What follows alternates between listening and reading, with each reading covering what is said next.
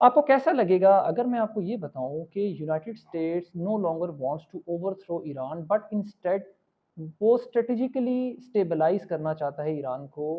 पिछली कई दिहाइयों से हमने देखा कि वॉशिंगटन की जो पॉलिसी है मिडिल ईस्ट में towards Iran that is based on the sanctions, isolation, generating the pressure और a kind of a containment of Tehran. लेकिन आज अगर हम देखें तो something is changing quietly and strategically, और अगर ये शिफ्ट कंटिन्यू रहती है so it would reshape the balance of power across the entire middle east. Welcome to the first episode of game theory of the new world order. Today we are not discussing the headlines, we are discussing the incentives.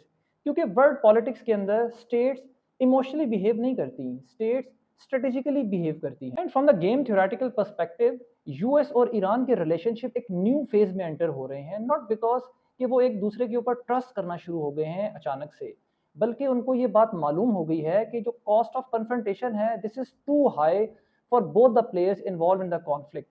अब अगर strategic environment देखें carefully तो हमें ये मालूम होता है कि यूएस अब दुनिया को वैसे लीड नहीं कर रहा जैसे वो पहले डोमिनेट करता था after the cold war period, क्योंकि चाइना की इकोनॉमी राइज कर रही है, रशिया रिमेन डिसरप्टिव मिलिटरली, उसके अलावा जो ग्लोबल सप्लाई चेन है वो फ्रेजाइल हो गई है, energy routes they are vulnerable, और strait of Hormuz remains one of the most crucial important choke point of the world economy.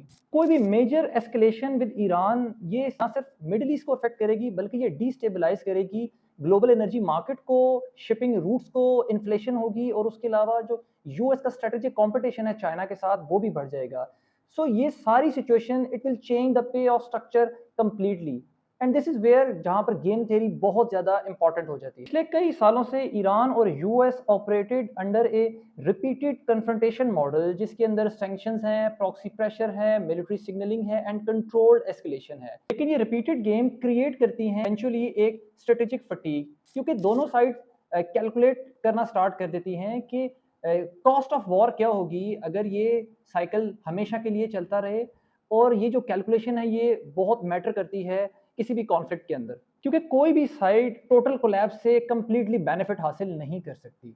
Iran को ये बात समझ आती है कि अगर ईरान डायरेक्ट वॉर में जाता है तो it will threaten the रजीम survival and the economic stability, जबकि दूसरी तरफ यूएस अगर लार्ज स्केल वॉर में जाता है मिडल ईस्ट के अंदर तो उसकी जो मिडल ईस्ट के अंदर डोमिनेंस है और उसकी जो पोजीशनिंग है वो डैमेज होगी, और क्योंकि यूएस का इस वक्त शिफ्ट टुवर्ड्स एशिया है और उसका स्ट्रेटेजिक कॉम्पिटिशन है चाइना के साथ।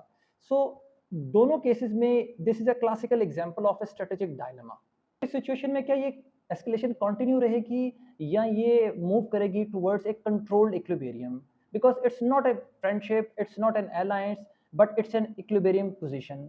तो this is very important distinction जिसको बहुत सारे लोग मिसअंडरस्टूड करते हैं डिप्लोमेसी के साथ। ये बहुत ही इंपॉर्टेंट डिस्टिंक्शन है कि बहुत सारे लोग डिप्लोमेसी को मिसअंडरस्टूड करते हैं। डिप्लोमेसी का ये मतलब नहीं है कि आप दूसरे प्लेयर के ऊपर ट्रस्ट करें, बल्कि डिप्लोमेसी का ये मतलब है कि दोनों एक्टर्स इस चीज़ को रिकग्नाइज करते हैं कि जो अनमैनेजेबल इंस्टेबिलिटी है उसकी कॉस्ट बहुत ज़्यादा एक्सपेंसिव है दोनों प्लेयर्स के लिए।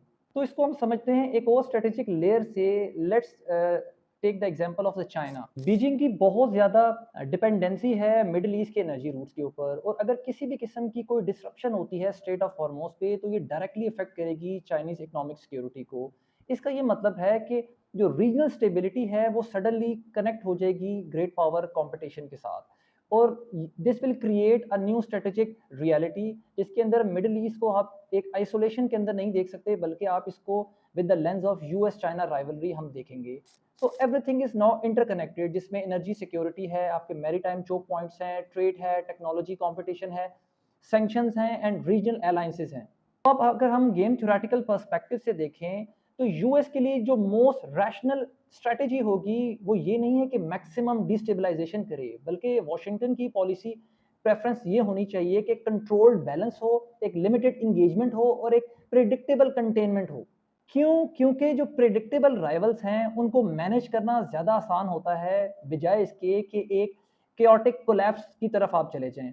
और ईरान को ये बात समझ आती है बहुत ज़रूरी, और वो ये है कि जो रीजनल इंटीग्रेशन है it may provide more strategic survival than the permanent confrontation, specially जब हम देखते हैं कि गल्फ पॉलिटिक्स वो चेंज हो रही है, Saudi Arab is hedging, Qatar maintain कर रहा है अपनी स्ट्रेटेजिक फ्लेक्सिबिलिटी को, टर्की बैलेंस कर रहा है मल्टीपल पावर सेंटर्स को, उसके अलावा चाइना जो है वो एक्सपैंड कर रहा है अपना economic influence throughout the region. इसका मतलब है कि ओल्ड मिडिल ईस्ट का सिक्योरिटी आर्किटेक्चर है वो स्लोली इवॉल्व हो रहा है इनटू मोर मल्टीपोलर। इसका मतलब है कि peace is guaranteed? No, it is far from it, because game theory never guarantees the peace, it only explains the incentives। Game theory peace guarantee नहीं करती, बल्कि गेम थ्योरी इंसेंटिव को explain करती है, और इंसेंटिव कैन चेंज क्विकली। कोई एक miss calculation है, कोई रीजनल एस्केलेशन है, एक प्रॉक्सी कन्फ्रंटेशन है, कोई एक डोमेस्टिक पॉलिटिकल शिफ्ट है, it could rapidly destabilise the negotiation again. लेकिन इंपॉर्टेंट पॉइंट ये है कि एंडलेस एस्केलेशन की जो स्ट्रेटेजिक लॉजिक है वो कमज़ोर हो रही है, और ये बहुत से लोग इस सवाल को मिस करते हैं, क्योंकि this is not about the emotions, this is not about the ideology alone. ये बात है एक स्ट्रेटेजिक लॉजिक की, जिसमें बेनिफिट कैलकुलेशन होती है inside in evolving global order. और यही वजह है जहाँ प्रिडिक्शन बहुत ज़्यादा इंपॉर्टेंट हो जाती है। And my strategic forecast is this, कि अगर हम शॉर्ट टर्म में देख रहे हैं, we will likely see continuing indirect negotiation structure, limited diplomatic signaling and a controlled regional de-escalation efforts। medium term में अगर हम देखें तो regional power will increasingly pursue some strategic hedging instead of rigid alliances, and long term में अगर हम बात करें तो Middle East may slowly move towards a more transnational and a multipolar balance of power system, और not the stability but we can say कि ये एक मैनेज इनस्टेबिलिटी होगी।